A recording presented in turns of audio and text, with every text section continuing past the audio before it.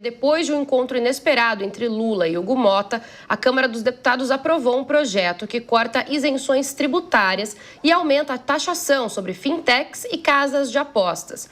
O resultado é uma liberação de 22 bilhões de reais no orçamento de 2026. A reconciliação entre Lula e Motta vinha sendo defendida por interlocutores políticos dos dois lados e foi selada graças a uma articulação do ministro da Fazenda, Fernando Haddad. O Senado confirmou a votação e garantiu esse alívio bilionário aos cofres públicos em 2026. Antes da gente voltar a falar da parte econômica, vou chamar a Deise para falar um pouquinho dessa reconciliação. Ela me olhou assim de ladinho, já deu uma risadinha. Essa reconciliação pode não durar muito, Deise? Não vai durar muito não, Bia.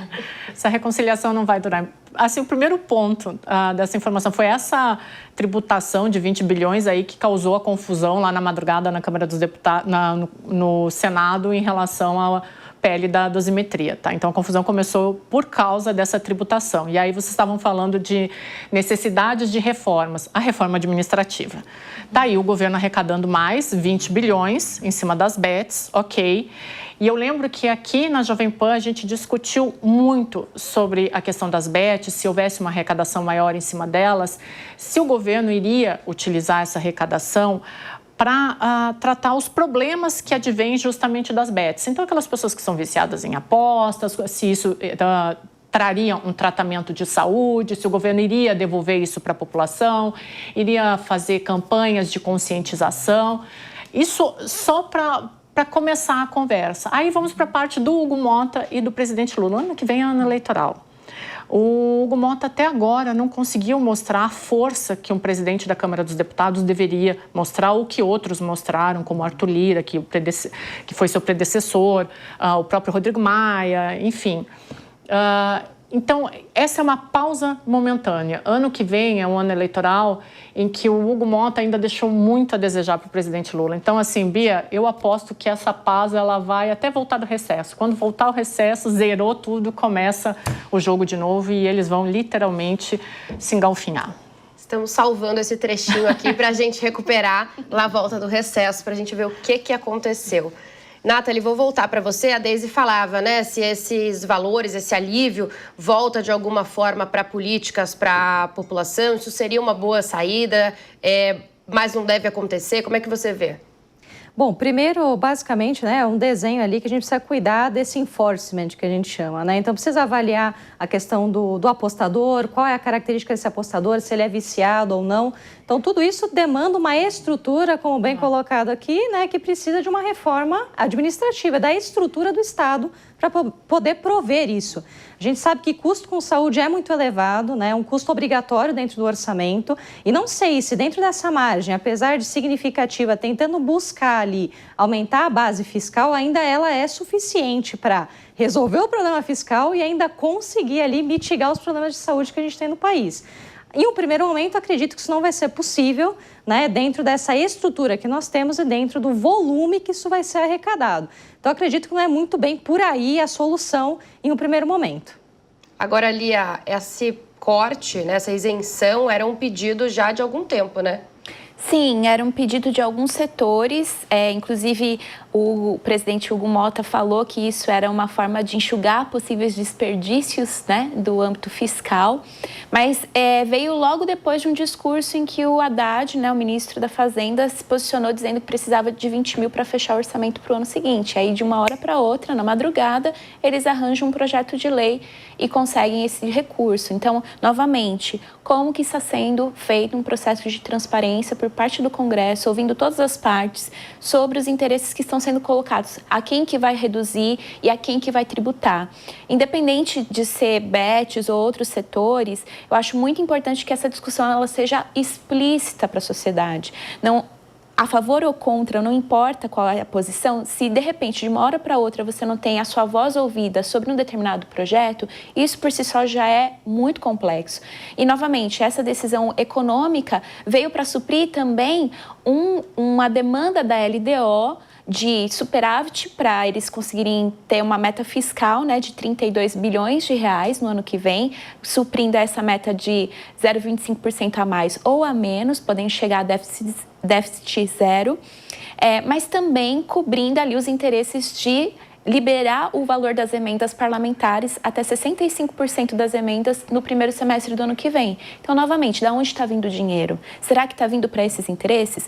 Nesse projeto, inclusive, da tributação das bets, eles colocam que ela vai ser gradual, de 13% em 2026 até 15% até 2028. E que parte desses recursos vão para assistência social e para a saúde. Mas, ainda assim, ela foi atribuída, por exemplo, à PL da antifacção, ela está sendo disputada, esse recurso está sendo disputado por outros setores também. Então, o cobertor está curto, a gente não consegue enxugar a estrutura e a gente continua gastando, tendo artifícios assim para seguir com o Estado inflado. Então, esse é o grande desafio que, ao meu ver, economicamente falando, a gente precisa olhar com mais atenção e cobrar, não só nas eleições e dos nossos parlamentares, mas cobrar um compromisso político, social para um Estado mais enxuto e eficaz.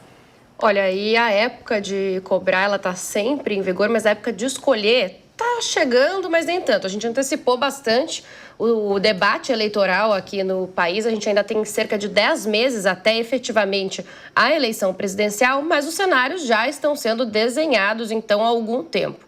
A pesquisa Quest dessa semana indicou também que o presidente Lula segue como favorito e é o primeiro em todos os quadros analisados, variando de 34% a 41%. Da mesma forma, Flávio Bolsonaro é sempre o segundo, mostrando, como a gente falava há pouco, que o sobrenome da família ainda tem força. Por outro lado, Ratinho Júnior aparece com 13% e Tarcísio de Freitas tem apenas 10%. Essa foi uma pesquisa que caiu como uma bomba aqui em São Paulo nessa semana, inclusive. Mas antes da gente debater essa parte mais política, eu queria chamar a Alessandra para a gente falar sobre uma coisa que muito se discute toda a eleição, que as pessoas sempre têm aqueles indecisos, tem uma grande parcela que decide o voto ali na hora, na urna, não é isso mesmo? A pessoa vai até lá sem meio que saber o que fazer, é um fenômeno que acontece bastante. Por isso que é proibido a boca de urna, mas nós sabemos que ainda existe. Então, existe sim os indecisos, mas eu acredito que não seja a grande maioria, como foi mostrado aí, né? Os indecisos não é a maioria. Que bom. Então, a gente percebe também que a família Bolsonaro tem um nome forte aí, mas qual que é o nível de identificação das pessoas com esse sobrenome, né? Algumas rejeitam, outras gostam, né? Então, a gente tem uma divisão, uma polarização aí. Então, como essas pessoas que não têm realmente o candidato, estão indecisas, vão se comportar? Aí a gente não sabe, porque vai depender de como que esses 10 meses aí vai prosseguir, né, em relação a toda essa política. E tem, Deise, muita água para rolar nesses 10 meses? Ou, por exemplo, o Tarcísio com essa bomba dessa semana já está descartado? Olha, Bia, eu não sei se o Tarcísio está descartado, mas tem tantos elementos aí no meio disso. Vamos lá, o primeiro deles, né? O sobrenome, ele carrega um simbolismo muito forte, né? Então, é a família Bolsonaro, o eleitor, ele já associa. E a gente tem vários exemplos disso no mundo inteiro, né? Os Kirchner, os Le Pen, Kennedy nos Estados Unidos, e aqui no Brasil a gente tem Sarney, Calheiros, e tem a família Bolsonaro, né? Então, num primeiro momento, o Flávio carrega, para uma arrancada, o sobrenome Bolsonaro é muito positivo, mas todos os analistas, e eu concordo, num segundo turno só o sobrenome não segura.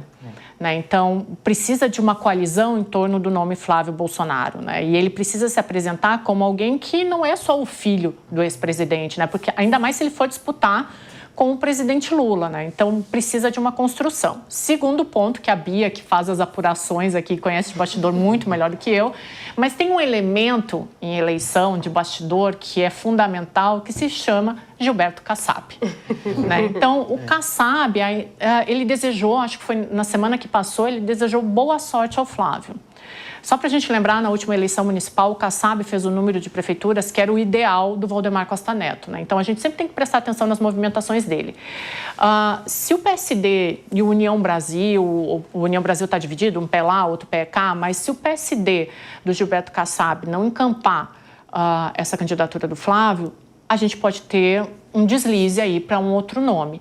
O Tarcísio, até as últimas manifestações dele têm demonstrado que ele está observando o jogo, né? Ele não agride o Flávio Bolsonaro, ele não distrata, muito pelo contrário. Ele também não se impõe mais como nome para 22, até porque se ele tentar a reeleição para São Paulo, está ótimo para ele se cacifa, vai com mais força ainda na próxima eleição presidencial. Fato é, Bia, que nada está dito. Eu acredito que essa candidatura do Flávio, ela não se sustenta até o final por falta de coalizão. Num primeiro momento, para a pesquisa funciona super bem, porque é da família Bolsonaro. Mas, assim, o presidente Lula, ele já tem montado uma coalizão. A gente tem que lembrar que na última campanha ele fez um bloco muito forte em torno do nome dele. Isso é fundamental numa campanha presidencial. E o Flávio precisa construir isso, né? Então, por enquanto, ele é o filho do ex-presidente. Mas a gente sabe que campanha presidencial envolve muito mais, fora o elemento Gilberto Kassab.